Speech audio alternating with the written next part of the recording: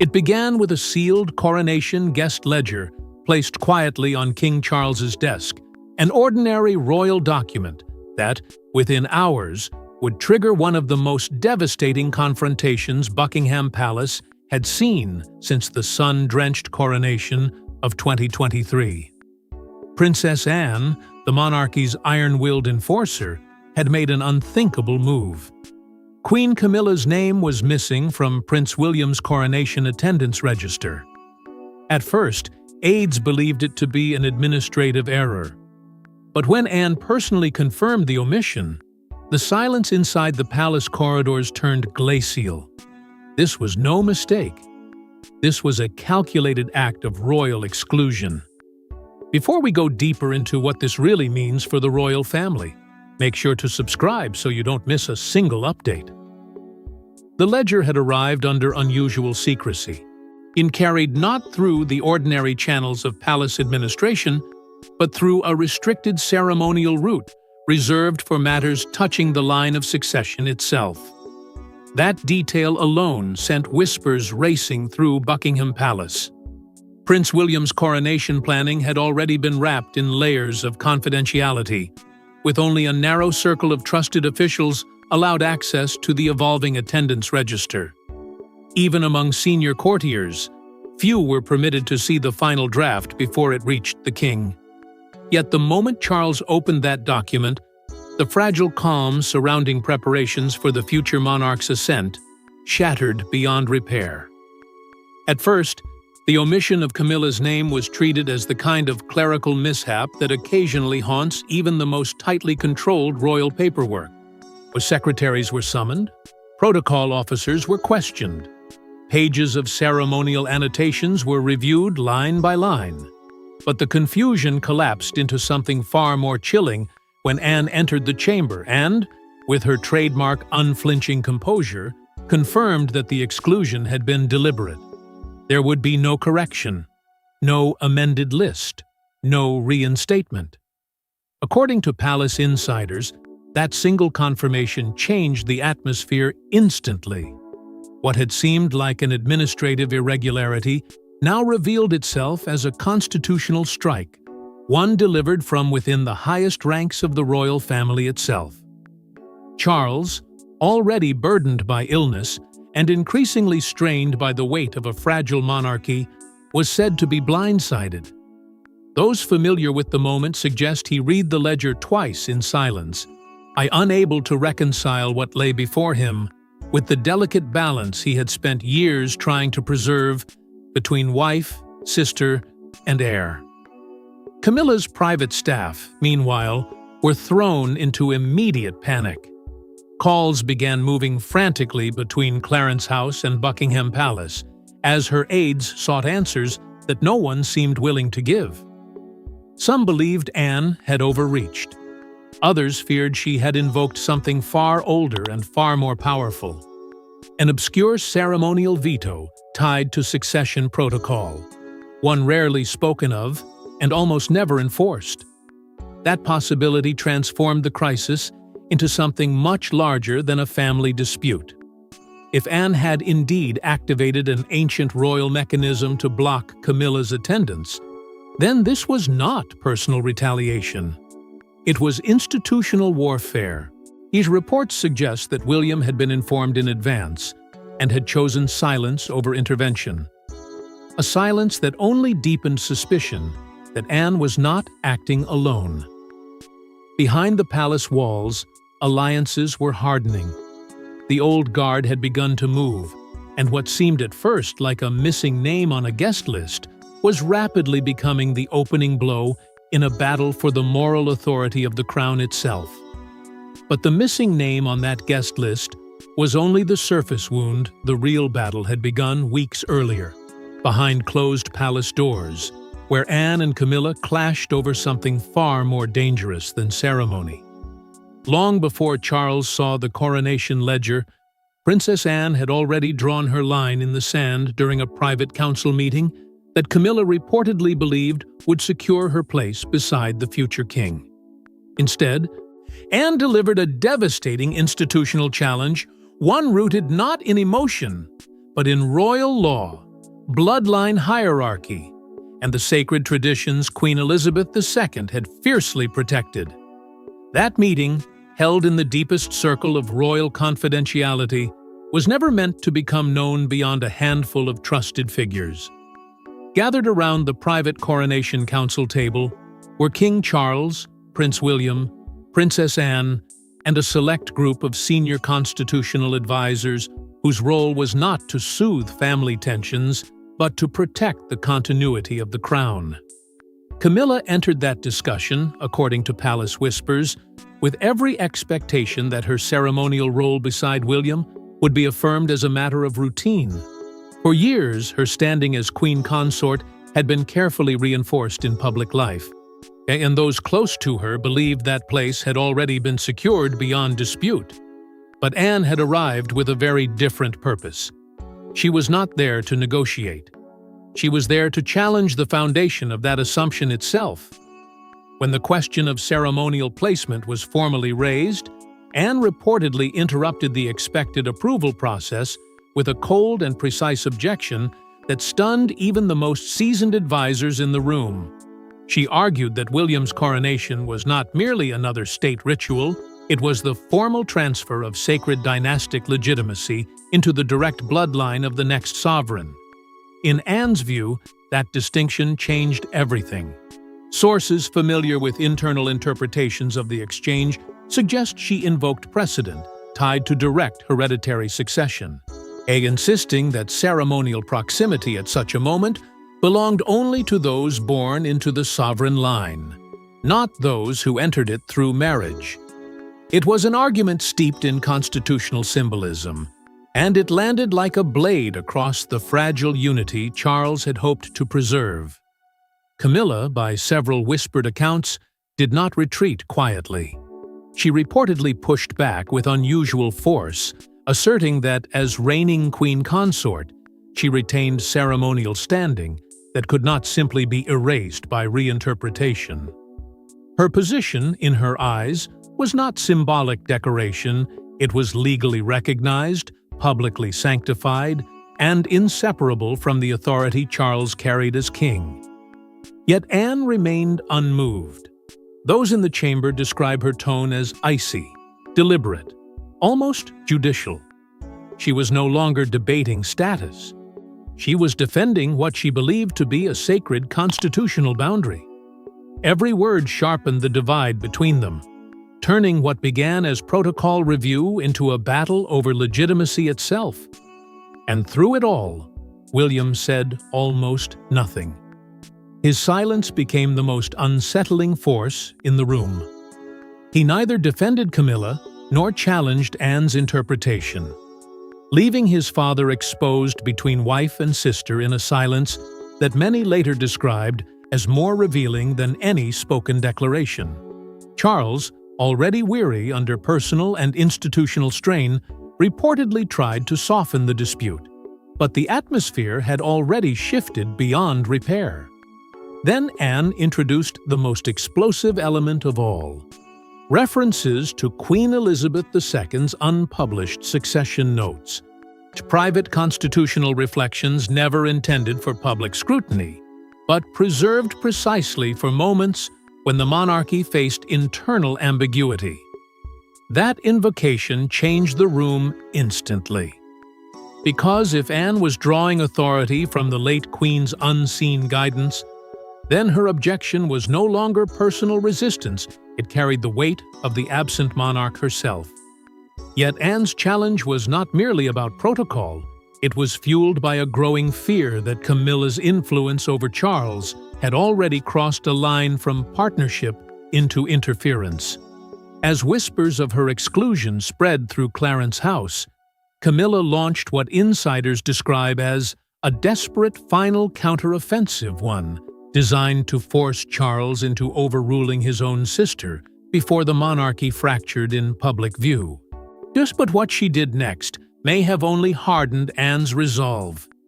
The shock of Anne's private objection had barely settled before Camilla began moving through the only channels still open to her: the king himself.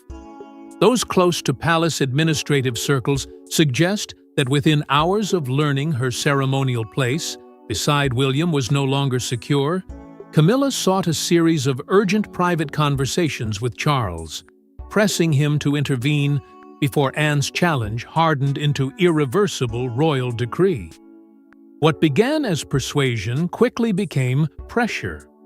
Camilla reportedly framed the matter not as a personal slight, but as a constitutional humiliation that would weaken the authority of the crown and publicly diminish the king's own household. For Charles, already trapped between loyalty to his wife and trust in his sister's iron reading of royal duty, the appeal struck at the most vulnerable center of his reign. But Camilla's efforts did not stop with direct appeals to her husband. As palace tension escalated, members of the Parker Bowles circle, trusted allies long viewed by royal traditionalists, with suspicion were said to have begun quietly contacting senior palace staff behind the scenes. Messages were passed through discreet channels. Advisors were approached privately. Clarence House loyalists reportedly urged constitutional aides to reconsider Anne's interpretation before the dispute spilled beyond palace walls. What made these interventions so explosive was not merely their existence, but their timing. Anne had already made her position clear inside the council chamber, and any attempt to reverse her ruling through informal lobbying was certain to be seen not as negotiation, but as an attempt to undermine royal process itself. Emergency appeals soon followed through Charles's personal secretaries, who found themselves caught in a storm of conflicting demands. Several palace insiders claim sealed memoranda were circulated in rapid succession, each seeking legal clarification on whether Anne's ceremonial veto could be overruled by direct order of the sovereign. It was a question with enormous implications. If Charles reversed Anne publicly, he risked shattering the authority of the monarchy's oldest internal guardians. If he remained passive, he would be seen as abandoning Camilla at the very moment she needed royal protection most. Every passing hour deepened the constitutional and emotional trap around him. And then Anne learned what was happening. And according to those familiar with the palace response, that discovery changed everything. Interpreting the back-channel lobbying as a breach of sacred royal discipline, Anne moved swiftly and without compromise. Rather than softening her stance, she tightened it. New restrictions were reportedly issued through ceremonial offices, and palace administrative streams began reflecting a harsher reality. Camilla's coronation credentials were no longer merely under review, they were effectively frozen. Access clearances tied to rehearsal planning were suspended. Her ceremonial seating designation vanished from revised drafts. In a matter of hours, what had once been a disputed exclusion became an institutional lockdown. But what made the moment even more devastating for Camilla was William's refusal to intervene. Despite growing pressure from multiple sides, the Prince of Wales remained publicly silent, offering no visible challenge to Anne's authority and no signal that he intended to reopen the matter. That silence, now impossible to dismiss as neutrality, sent a brutal message through palace ranks. Anne was not acting alone in spirit, even if she stood alone in action. Camilla's final counteroffensive had failed. Worse still, it had strengthened the very hand she hoped to weaken. And as Charles watched the walls close in around both his wife and his monarchy, the impossible choice he had tried to avoid could no longer be delayed. And when Charles was finally forced to choose between his wife and his sister, the emotional toll would break even the king's carefully guarded composure. The king's tears reportedly fell not in public, but in the solitude of the Red Box chamber, where Charles, already weakened by illness and burdened by duty, was confronted with the unbearable reality that the monarchy he fought to preserve was now tearing itself apart from within. By the time Charles summoned Princess Anne for that private meeting, The strain of the crisis had already carved deep fractures through the fragile balance of his reign. Camilla's failed attempt to reverse her exclusion had left him cornered, exhausted, and stripped of any illusion that the matter could still be quietly contained. The Red Box Chamber, long reserved for the sovereign's most sensitive state papers and private constitutional deliberations, became the setting for one of the most painful confrontations of his kingship. There, away from courtiers and advisors, brother and sister faced each other not as ceremonial figures, but as two heirs to a legacy now threatening to consume itself. Charles entered the chamber as king, but according to those familiar with the emotional aftermath, he spoke first as a husband in anguish and a brother pleading for mercy. What followed was, by several palace accounts, a heated and deeply personal exchange unlike anything seen between them in years. Charles reportedly appealed to Anne not with authority, but with desperation. He urged her to reconsider, arguing that whatever constitutional logic supported her decision, the monarchy could not survive the public spectacle of a king's wife being shut out of his son's coronation. For Charles, this was no longer about protocol, it was about family unity, public stability, and the emotional devastation such a rupture would inflict upon an institution already strained by illness, succession anxiety, and relentless scrutiny. But Anne, resolute as ever, refused to bend. To her, compromise in this matter would mean weakening the very constitutional principles she believed had kept the crown intact through generations of crisis. Reports suggest Charles pressed harder as the conversation deepened, invoking not legal precedent, but the cost of human damage. He reminded Anne of Camilla's years beside him, of the sacrifices endured to secure her place in public acceptance, of the impossible burden placed on a monarchy already living beneath shadows of illness and instability. Yet Anne remained unmoved. But those who later interpreted her position say she believed the greater danger lay not in Camilla's humiliation, but in allowing personal relationships to reshape sacred royal order.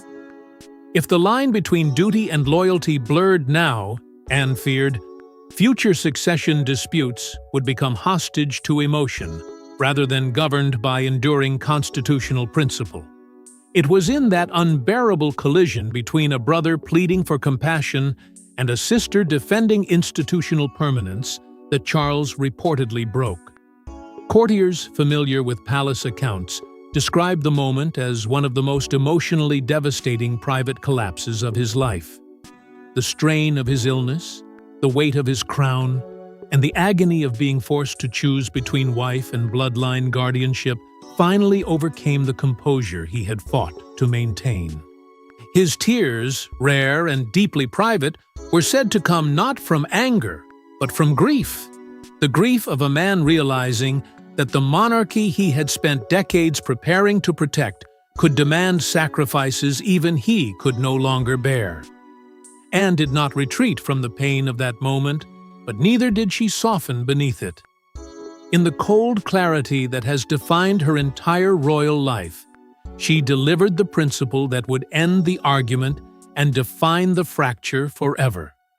The crown must outlive personal loyalties. That sentence, sharp as a final decree, left Charles with no ground left to stand on. In that chamber, he understood what Camilla had not yet fully grasped, that Anne's stand was no longer negotiable, because it had moved beyond family disagreement into the realm of irreversible royal doctrine.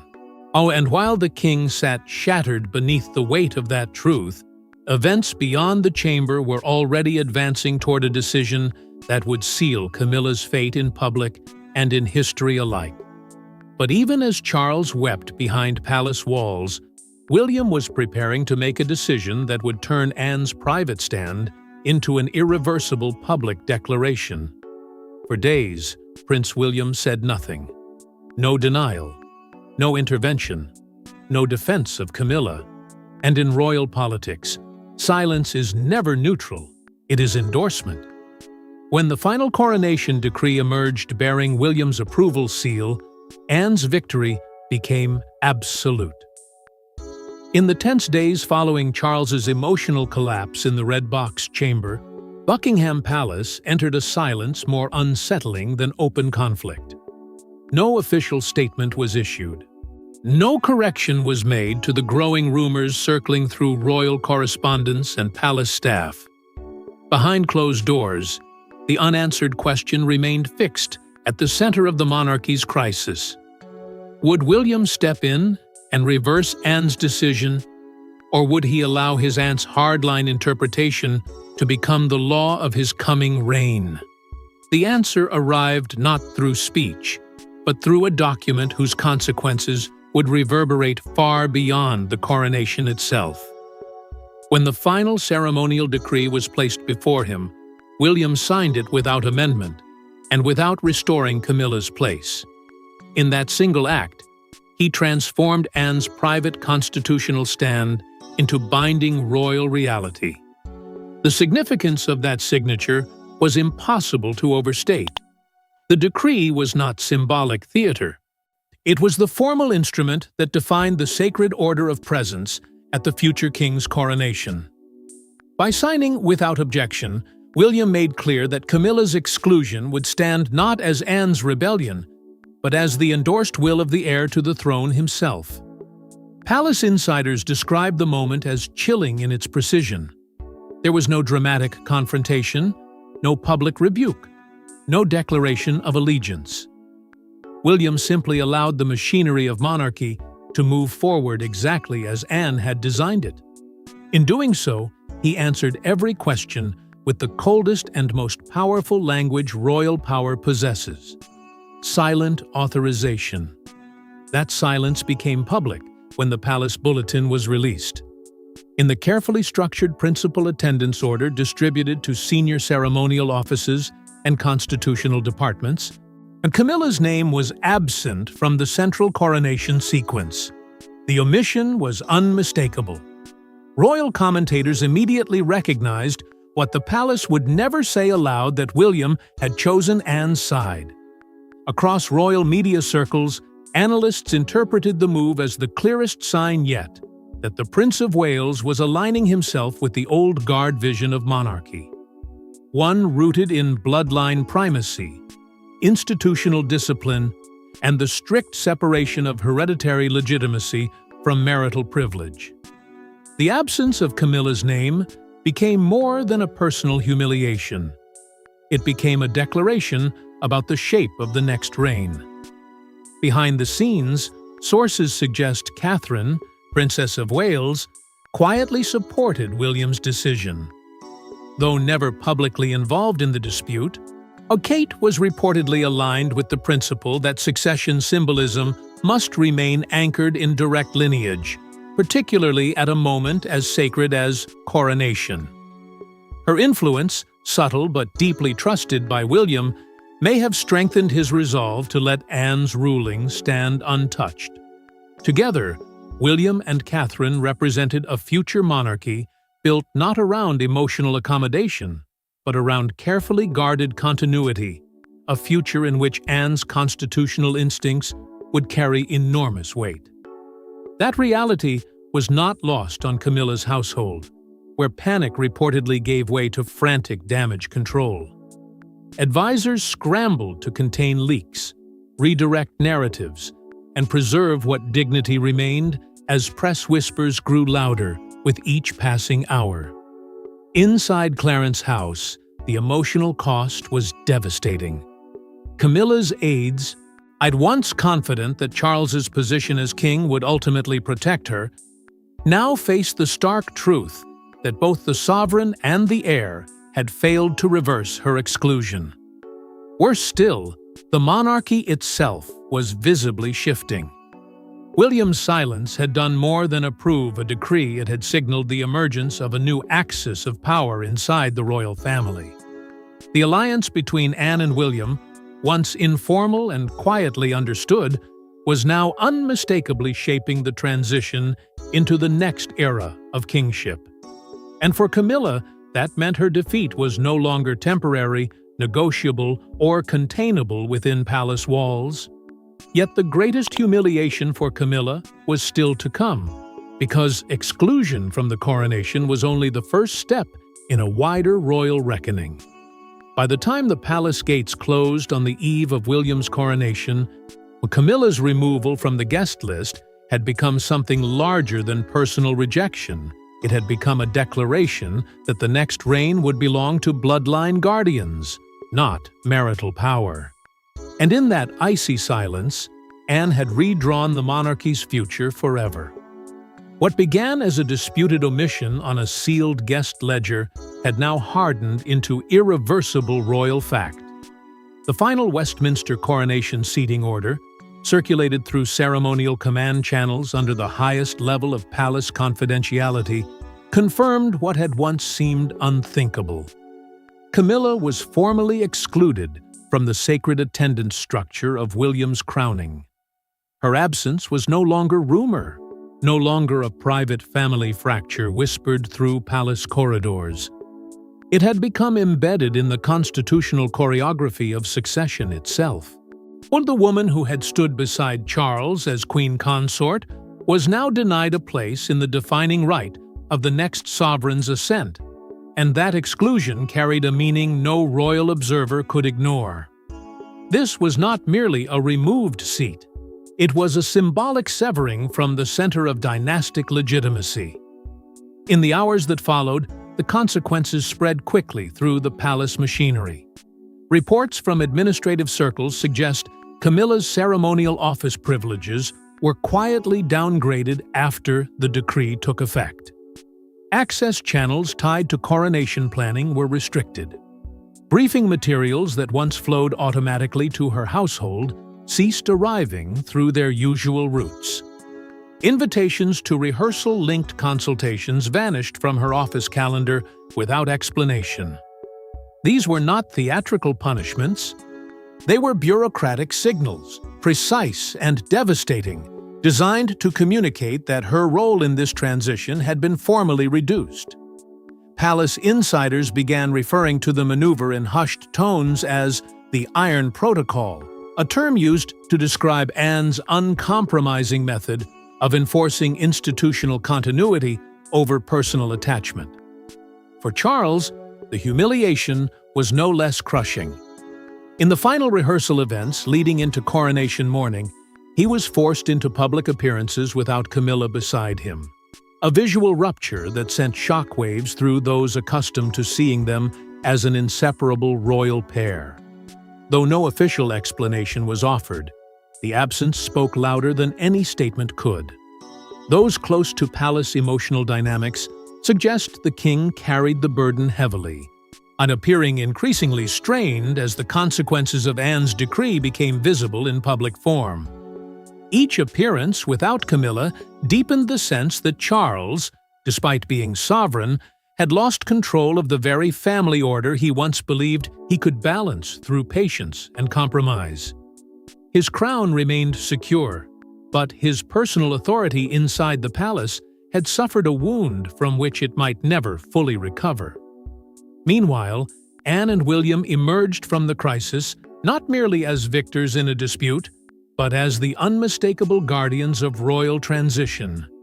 Their alliance, once subtle, almost invisible beneath layers of protocol, now stood exposed as the defining force shaping the monarchy's next chapter.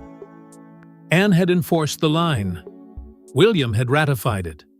Together they had established a new hierarchy of influence in which hereditary legitimacy, not marital proximity, would determine ceremonial power. To many inside royal circles, this was the clearest sign yet that the monarchy was entering a colder, stricter era, one governed less by sentiment and more by constitutional steel. In that emerging order, Anne's actions came to embody a doctrine long associated with the old guard. The crown must be defended not from enemies outside its walls, but from compromise within them. And so Camilla's exclusion passed into royal memory not simply as a personal humiliation, but as a defining legacy moment in the struggle over who protects the monarchy's sacred center. Anne had chosen crown before family loyalty, duty before emotional mercy, and in doing so had revived a brutal principle that has shaped royal survival for centuries. Bloodline guardianship is never negotiable. The palace doors had closed on Camilla, but what shut with them was far greater, the last illusion that affection alone could influence the architecture of succession. And as the bells of coronation morning begin to ring, one question remains hanging over Buckingham Palace like a storm cloud. Was this Anne's final act of protection, or the opening strike in an even greater war for the throne? When dawn broke over Buckingham Palace on coronation morning, the absence of Queen Camilla was louder than any bell in Westminster Abbey. Every carriage route, every ceremonial seating chart, or every carefully choreographed procession now reflected the same brutal truth.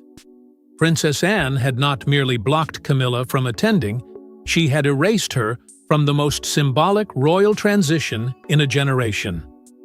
By first light, the final rehearsal inside Westminster Abbey had already confirmed what palace insiders had feared would become impossible to conceal. Camilla's designated ceremonial position, once fixed beside the highest-ranking royal consorts in the sacred order of procession, had been removed entirely from the official sequence. Her name no longer appeared in the principal attendance registry. Her heraldic placement had vanished from the final Abbey protocol sheets, and every movement surrounding the crowning of the future king had been recalculated as though she had never belonged there at all. And this was not an omission hidden in obscure paperwork. It was a structural absence built into the living architecture of the ceremony itself, and every person involved in the ancient machinery of coronation understood exactly what it meant. When King Charles arrived for the morning's ceremonial preparations, the strain on him was impossible to ignore. Those present in the innermost royal corridors described a monarch moving beneath the crushing weight of private grief, his expression marked not by anger, but by a sorrow too deep to disguise. For years, Camilla had stood at his side through public storms and private battles, her presence woven into every major moment of his reign. Yet on this day, the day meant to symbolize dynastic continuity, he entered without her. The emotional rupture was as devastating as it was silent. No official explanation accompanied her absence. None was needed. In royal life, presence is power, and absence is its own declaration. Charles's solitary appearance became an unspoken acknowledgement that Anne's decree had reached beyond protocol and into the heart of the monarchy itself. Among the courtiers, anxiety spread like a hidden current beneath polished ceremony. Whispers moved through Westminster corridors and Buckingham Palace reception rooms alike, not about whether Camilla's absence would be noticed, but how the public would interpret it once the global broadcast began. Royal households had prepared for scrutiny, but no one could fully contain the implications of what millions might infer when cameras revealed the empty space where a queen consort should have stood. Behind carefully neutral faces, aides feared a storm of speculation that could eclipse William's crowning moment entirely. The monarchy, built on ritual precision, now risked having its most sacred transition overshadowed by a void no amount of pageantry could disguise. At the center of it all stood Princess Anne, calm and impenetrable, personally overseeing last-minute procession adjustments with the same unwavering discipline that had carried her through every phase of the crisis. Sources close to ceremonial command say Anne reviewed route changes herself, ensuring that every revised movement reflected the corrected royal order she had fought to impose. There was no hesitation in her actions, no visible sign of doubt. To Anne, This morning was not about personal victory. It was the final execution of a constitutional line she believed had to be defended at any cost. William, meanwhile, remained rigidly silent, despite intensifying press speculation outside palace walls. Even as commentators and correspondents strained to decode the visible fracture inside the royal family, the Prince of Wales offered nothing, no statement, no gesture, no retreat. His silence remained as chilling as ever, reinforcing the truth that the future king had accepted Anne's judgment in full. By the hour of procession, palace insiders would later describe the atmosphere in a phrase that captured the emotional contradiction of the morning perfectly. Funereal beneath the gold. Beneath the grandeur of crowns, velvet, and sacred oaths lay a grief no ceremonial splendor could hide a sense that something more than one woman's exclusion had taken place. An era had ended in silence, and another had begun in calculated coldness. But Camilla's absence was now visible to the world, but what no one outside the palace yet understood was that her silence on this day did not mean surrender. Far from it. Even as the bells rang and William moved closer to the throne, another confrontation was already beginning, far from the abbey's sacred walls. But while the world watched the ceremony unfold, behind palace walls, Camilla was preparing a response that could threaten far more than a single coronation. Exclusion did not bring surrender. By nightfall, reports suggest Camilla had begun assembling her own quiet counterstrike, one aimed not at Anne directly, but at the fragile emotional center of the monarchy itself, King Charles. And what began as a coronation dispute was now evolving into a palace civil war, with consequences that could reach far beyond William's reign. As Westminster Abbey's bells faded into the evening and the formal triumph of William's coronation settled over the nation, Camilla disappeared from public royal channels entirely. According to palace insiders, she withdrew not to Clarence House, where scrutiny would have been immediate, but to a more secluded private residence, choosing isolation over public humiliation. Her withdrawal was swift and deliberate. Calls from senior palace aides reportedly went unanswered. Messages from ceremonial offices were ignored. Even longtime household advisors found themselves cut off from her inner circle. To some, it appeared to be retreat. But within the palace, those who understood Camilla's political instincts believed something far more dangerous was underway. Silence, in her case, was rarely surrender. It was preparation. Almost immediately, a quiet movement began around the Parker Bowles faction.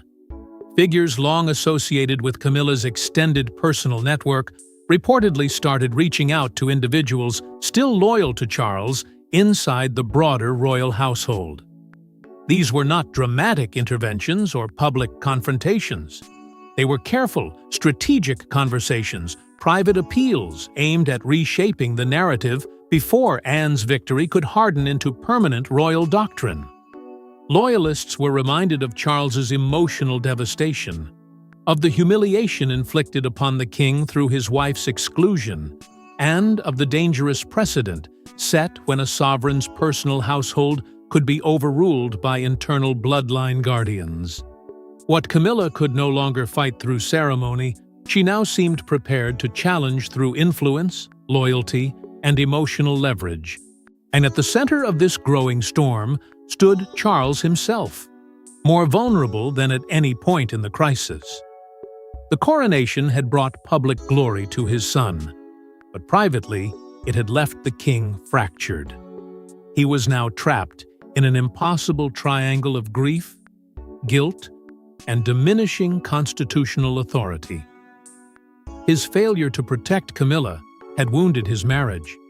His inability to overrule Anne had exposed the limits of his personal control inside the institution he wore like armor.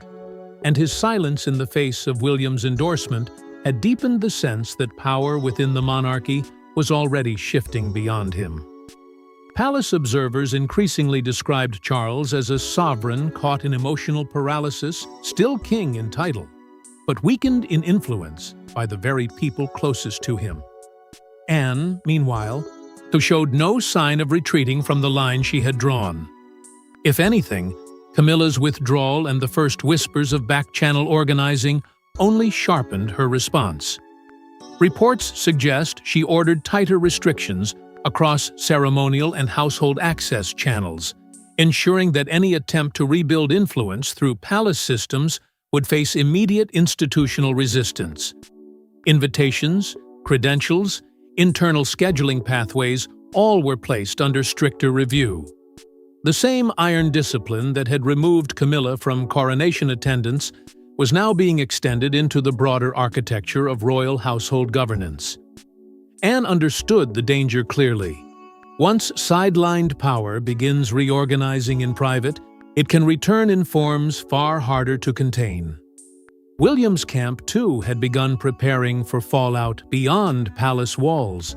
And advisors close to the new heir apparent reportedly feared that Camilla's allies might turn to indirect retaliation-controlled leaks to sympathetic media, confidential memoir threats, or carefully timed disclosures designed to fracture public confidence in the Anne-William alliance. Some even warned of internal sabotage from overlooked loyalists still embedded within royal administrative networks. What had once been a family dispute over ceremonial placement had now become a battle over legitimacy, narrative, and succession control. Across royal circles, a darker phrase had begun to circulate in hushed voices. This may become the defining succession fracture of the modern monarchy. Because if Camilla chose to fight not for attendance, but for influence over Charles himself, then the monarchy would no longer be defending against scandal. It would be defending against internal rupture at the highest possible level. Because once a queen is shut out of a king's house, the battle is no longer about attendance. It becomes a fight over who truly owns the future of the crown. Thanks for watching. Don't forget to like and subscribe, and we will see you in the next one.